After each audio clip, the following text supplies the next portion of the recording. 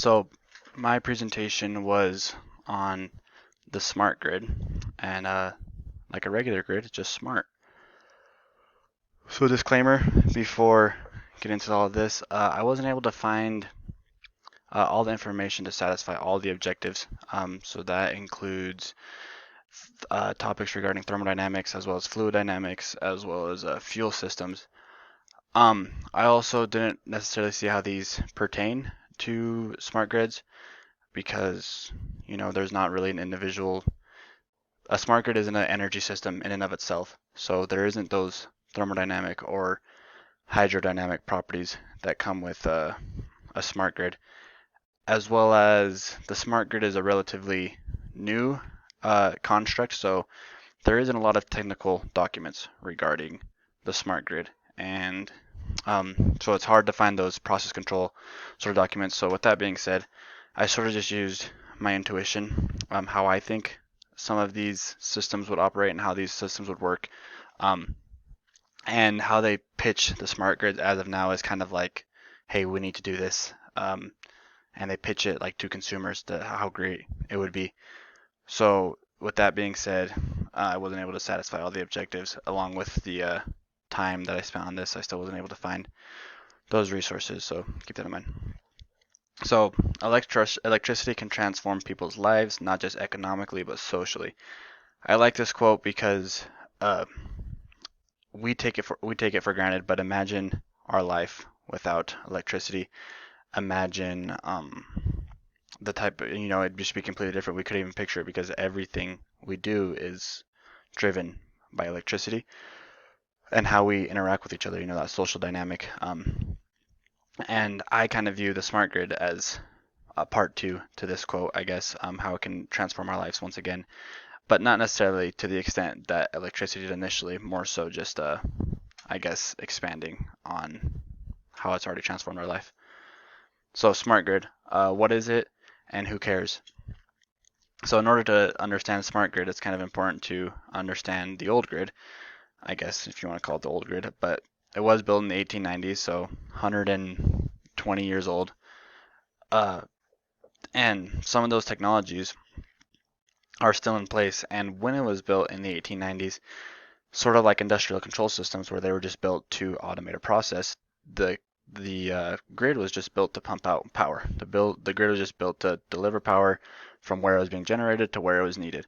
So there wasn't any sort of communication. The internet obviously wasn't a thing back then. So that is something to keep in mind. And since it's so old, it's continually patched or updated. And how long can you patch these things? If you drive a Ford Model T as your daily driver, how long can you patch that until it's worth it to just upgrade? Especially with how old it is, I feel like it's just a little bit overdue for an upgrade. Um, and as it sits right now, there really isn't an infrastructure to handle renewables. There's this big push towards renewables, but we don't have an infrastructure to necessarily support renewables. And this is due to a lack of communication. So I'll get into that communication. And something to keep in mind is how long will this patching hold up? How long until we can't support our energy demands when all this technology is taking off, but we don't have the grid to keep it online? So what is a smart grid? I kind of touched on it already, but it's communication is the main focus around the smart grid. So it's a two-way communication system because as it sits right now, it's one way in the sense that power is just delivered to your house. Uh, and the only two-way communication, if something goes wrong, you make a phone call. And that's the only sort of communicating back and forth. You call your power company and say, hey, this is what's going on. There's a power grid, or there's a power outage, why don't I have power? That's the sort of two-way communication there is. So the smart grid is to automate that two-way communication. It would consist of controllers, computers, automation, and new technologies. And they say new technologies, and I take that as these technologies haven't really been developed yet because the smart grid doesn't exist yet. So these are just, ideas, concepts, constructs. Um, so the technologies are sort of yet to be known. I know that they have done research. INL works with microgrids. They have an energy systems building, so they probably talk about some of those technologies and or do some research on those technologies. And as I said earlier, one thing that I found is a lack of technical documents. You know, the smart grid is being pitched as like an idea, as like a big new thing. So it's not really being pitched as how these are the ins and outs of how we're going to do it. It's more so just being pitched of, hey, we need to do this, and look how great it's going to be and how shiny and glamorous it's going to be. So it's pitched towards the consumer. Uh, it would allow you to monitor your consumption, which so you'd be able to essentially have your own HMI, and in the HMI you'd see, you know, hey, my dishwasher is using this much power, my heater is using this much power, so you'd be able to monitor your consumption, when you're consuming power, when you probably shouldn't be consuming power. And so with that, we get into benefits. So since you'll be able to see your consumption, and since there's that two-way communication, the smart grid would be able to efficiently and more effectively deliver power.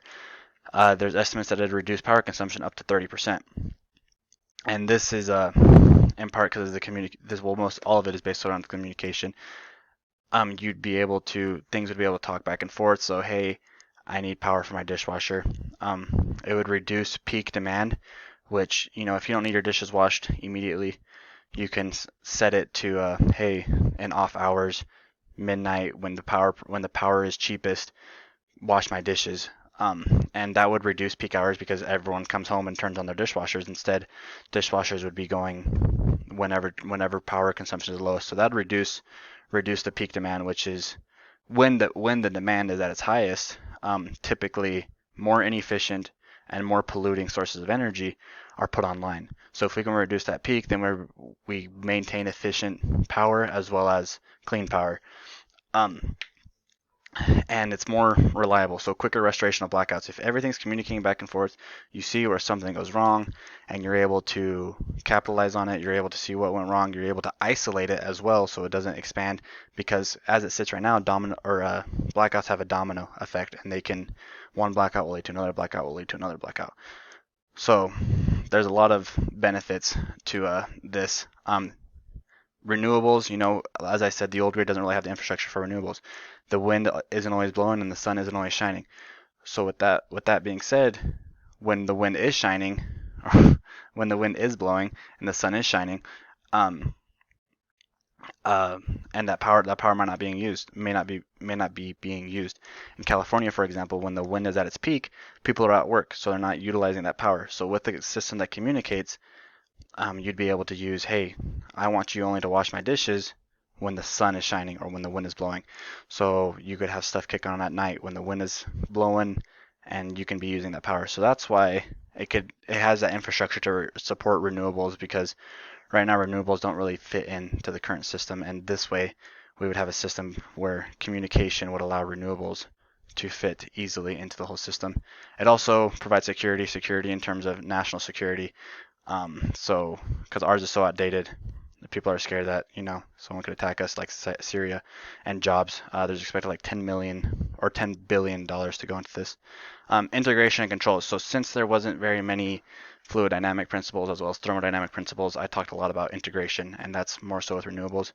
So renewables like wind, solar are currently unreliable, but in a smart grid they would play an integral role. So renewables, renewables and smart grid kind of go hand in hand. Everyone talks about renewables, but no one really talks about the smart grid. And if you want renewables to be utilized to their fullest capability, you need a system that communicates like a smart grid. So integration, renewables, sort of what I already talked about. But microgrid, how I look at it is you can integrate home produced energy into the grid. So with incentives to get solar, you could have your dishwasher kick on when you're making power and you're using your own power.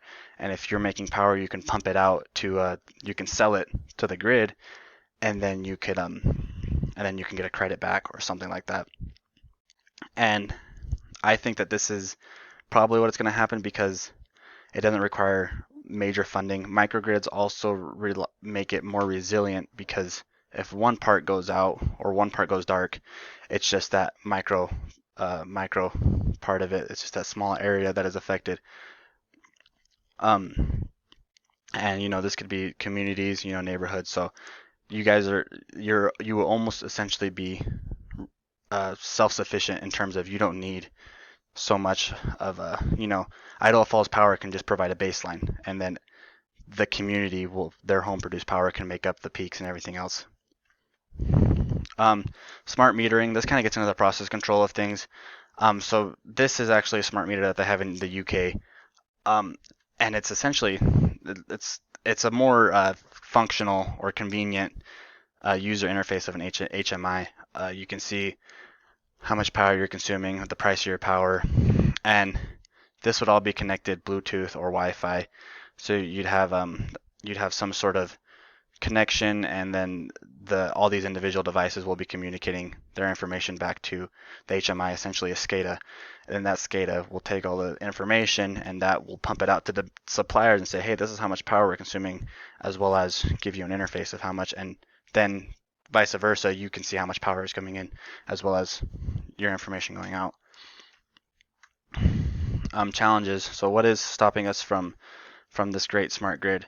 Policy, everything comes back to politics. There's no standard in terms of what is to be used on the grid, and it's not a big talking point. I feel like with this thing, it's not going to be talked about until it's too late, when the country, there's a national black outage like Syria, and then we're like, hey, maybe we should get a new grid.